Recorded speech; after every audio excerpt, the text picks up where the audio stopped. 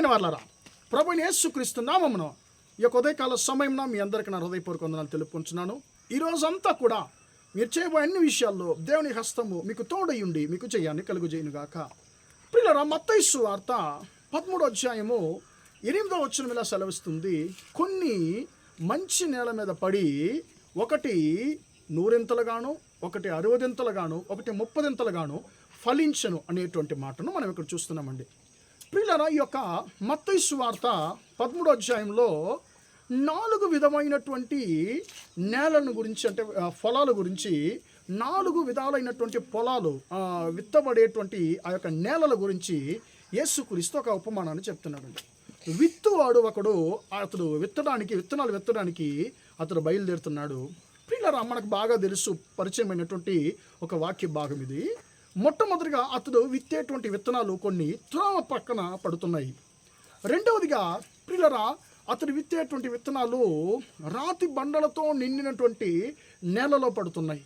మూడవదిగా అతడు విత్తేటువంటి విత్తనాలు ముండ్ల పొదల మధ్య పడుతున్నాయి. నాలుగవదిగా అతడు విత్తేటువంటి విత్తనాలు మంచి నేల మీద పడుతున్నాయండి. ఇక్కడ ఏది ఎక్కువగా ఫలం ఇచ్చింది అని మనం చూసినట్లయితే, మంచి నేల మీద ఏ విత్తనం అయితే పడిందో ఆ యొక్క విత్తనం మాత్రమే 100 ఫలాన్ని ఇచ్చినట్లుగా ఇక్కడ మనం చదువుతున్నామండి. ప్రియులారా, ఈ యొక్క విత్తనం అనేది దేవుని యొక్క వాక్యం అనేది మనము ఎరిగి ఉంటున్నాం. ప్రియులారా, విత్తనం అనేది దేవుని యొక్క వాక్యము, ఫలం అనేది మనుషుల యొక్క హృదయముగా ఇక్కడ సాదృశ్యంగా చెప్పబడుతుందండి. ప్రియులారా, ఇక్కడ 4 విధమైనటువంటి నేలలు ఉన్నాయి. ఇందులో ఈ యొక్క 4 విధమైనటువంటి నేలల్లోనూ ఆ యొక్క విత్తనాలు విత్తబడ్డాయి. కానీ ఫలం ఇచ్చింది ఏదంటే, ఏ విత్తనం అంటే, ఏదైతే మంచి నేల మీద విత్తబడిందో ఆ విత్తనం మాత్రమే ఫలం ఇచ్చినట్లుగా మనం చూస్తున్నామండి. ప్రియులారా, ఇక్కడ మొట్టమొదటిగా మనము చూసేటువంటి నేల ఎక్కడుందంటే త్రోవ ప్రక్కన ఉంది. త్రోవ ప్రక్కన పాదచారులు నడిచి వెళ్తుంటారు. కొన్నిసార్లు పక్షులు, అంటే ఆ విత్తనం విత్తబడితే పాదచారులు దాన్ని తొక్కేస్తారు. కొన్నిసార్లు పక్షులు వచ్చి ఆ విత్తనాన్ని తీసుకెళ్ళిపోతాయి. ఈ యొక్క పాదచారులు, పక్షులు సాతానుకి, అపవాదికి సాదృశ్యంగా ఉన్నారండి.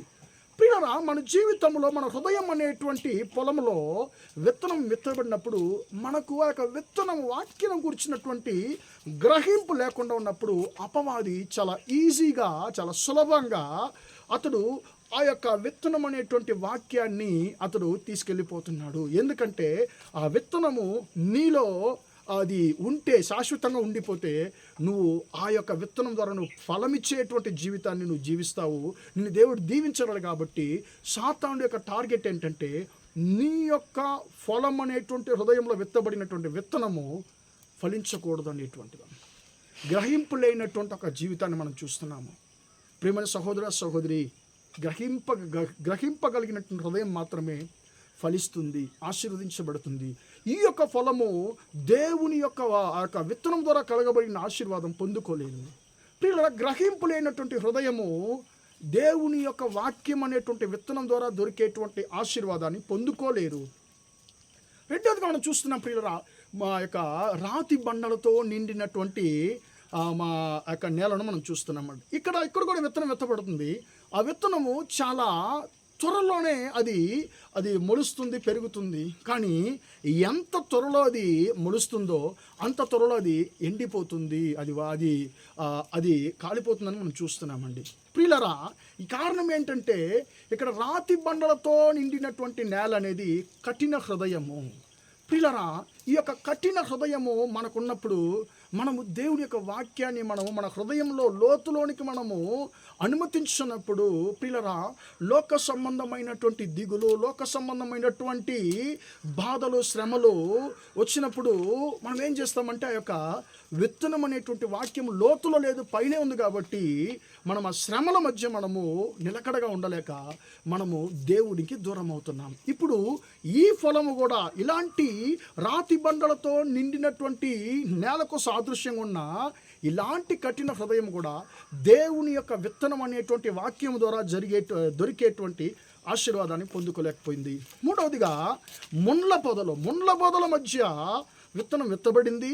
ఆ విత్తనం ఎంత ఫాస్ట్గా, ఎంత తొందరగా, ఎంత త్వరలో ఆ యొక్క విత్తనము మొలుస్తుందో అంటే ఆ యొక్క వేగానికి ఆ త్వరలోనే అంత స్పీడ్గా చుట్టూ ఉన్నటువంటి ముళ్ళు కూడా ఎక్కువగా పెరుగుతున్నాయి, దాన్ని అణిచివేస్తున్నాయి. ప్రియులారా, ఈ యొక్క ముళ్ళు అనేది పాపానికి, పాప క్రియలకు సాదృశ్యంగా ఉన్నాయండి. హృదయంలో విత్తనం ఎత్తబడింది ప్రియులారా, ఆ హృదయంలో పాప క్రియలు కూడా ఉన్నాయి. ఇప్పుడు ఒకవైపేమో ఆ యొక్క విత్తనం అనేటువంటి వాక్యము ఫలించడానికి మొదలు పెడుతుంది. అది పెరుగుతున్నప్పుడు ఇక్కడ ఉండేటువంటి పాప క్రియలు అనేటువంటి ముళ్ళు కూడా ఆ యొక్క విత్తనముతో పెరిగి ఆ విత్తనాన్ని అణిచివేస్తున్నాయి. ప్రియమైన దేవుని బిడ్డలారా, మన జీవితంలో కొన్నిసార్లు మన హృదయంలో దేవుని యొక్క విత్తనం అనేటువంటి వాక్యం ఉంటుంది, కానీ ఫలించలేకపోతున్నాం. ఎందుకంటే మనలో వాక్యముతో పాటు ముళ్ళు అనేటువంటి కొన్ని పాప క్రియలు, లోక క్రియలు ఉన్నాయి కాబట్టి ఆ ముళ్ళు యొక్క విత్తనాన్ని ఫలింపకుండా అణిచివేస్తున్నాయి. ప్రియమైన దేవుని బిడ్డ, నీ యొక్క హృదయం అనేటువంటి నేలలో దేవుని యొక్క వాక్యం మాత్రమే ఉందా, లేకుంటే ముళ్ళు కూడా ఉన్నాయి అనేది ఒకసారి నువ్వు పరీక్షించుకోవాలి. నాలుగోది మనం చూస్తున్నాము, మంచి నేల మీద పడినటువంటి విత్తనము. ఆ యొక్క మంచి నేల మీద పడినటువంటి విత్తనము అది 100 ఫలాన్ని ఇచ్చినట్లు మనం చూస్తున్నాం. ప్రియులారా, ఇక్కడ మనం చూస్తున్నాం ఈ యొక్క ఫలం మాత్రం ఎందుకు ఫలించాలంటే ఆ ఫలం దగ్గర, ఆ ఫలం దొరికి పక్షులు రావు, పాదచారులు రారు, ఆ యొక్క ఫలంలో రాతి బండలు లేవు, ఆ ఫలంలో ముళ్ళ పొదలు ఏం లేవు. అది విత్తనము విత్తబడడానికి మాత్రం ఎదురు చూసినటువంటి మంచి ఫలంగా అది ఉన్నది కాబట్టి, మంచి నెలగా ఉన్నది కాబట్టి అది వెంటనే విత్తనం విత్తబడిన వెంటనే అది 100 ఫలాన్ని ఇచ్చినట్లుగా మనం చూస్తున్నాం. ప్రియమైన దేవుని బిడ్డలారా, మనం కూడా మన జీవితంలో సాతాను అనే ఆ యొక్క పక్షి అనేటువంటి అపవాదిని అనుమతించని ఒక ఫలముగా మనం ముందుముగాక, రాతి బండలు అనేటువంటి కఠిన హృదయము లేని ఒక హృదయం గలవాడిగా మనం ముందుముగాక, ముండ్ల పొదలు అనేటువంటి పాప క్రియలు లేని ఒక హృదయం గలవాడిగా మనం ముందుముగాక, మంచి ఫలముగా మనం ముందుముగాక, మంచి నేలగా మనం ముందుముగాక, ఫలించే నేలగా మనం ముందుముగాక. నీ జీవితాన్ని, నా జీవితాన్ని దేవుడు 100 ఆయన దీవించాలని ఆయన ఇష్టపడుతున్నాడు. కానీ మన హృదయము మంచి నేలగా ఉందా అనేది మనం గ్రహించాలి. దేవుని దగ్గర అయ్యా, నన్ను ఆ యొక్క హృదయాన్ని మంచి నేలగా మార్చయ్యా అని చెప్పి మనం అడుగుదాం, ప్రార్థన చేద్దాం. ప్రేమగల మా తండ్రి, దయగల దేవ, ఇంతవరకు ఈ మాటలు విన్న మీ బిడ్డలను మీరు దీవించండి, ఆశీర్వదించండి. తండ్రి, మంచి నేలలో విత్తబడిన విత్తనం మాత్రమే 100 60 100 తండ్రి 30 తండ్రి అది ఫలించినట్లు మేము చూస్తున్నాం. మా హృదయంలో మా హృదయం అనేటువంటి తండ్రి, మా హృదయము మంచి ఫలముగా, ఫలించేటువంటి ఫలముగా తండ్రి, మంచి నేలగా ఉండడానికి కృప ఇచ్చామని ప్రార్థిస్తున్నాను.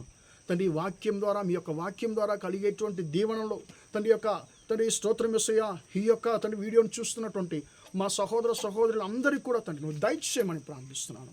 ఈరోజంతా కూడా మా సహోదర సహోదరులు చేసే అన్ని విషయాల్లో మీ హస్తము వారికి తోడయుండి వారికి జయాన్ని కలుగజేయమని యేసుక్రీస్తు నామములో ప్రార్థించి అడిగి వేడుకొంచున్నాను తండ్రి. ఆమేన్, ఆమేన్. ప్రియరా, దేవుడు మిమ్మల్ని దీవించి ఆశీర్వదించును గాక. Praise the lord.